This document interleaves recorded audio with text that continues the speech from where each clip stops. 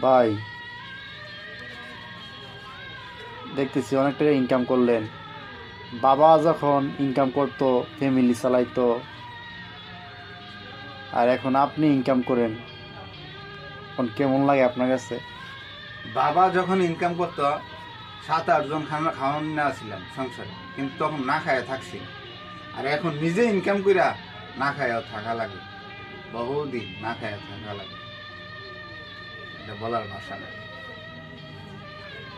তার মানে বাবা যে হওয়া, বাবা যে কি দায়িত্ব, এটা এখন বুঝতে পারতেছে না। Yes, এটাই বোঝা হয়ে গেছে এখন।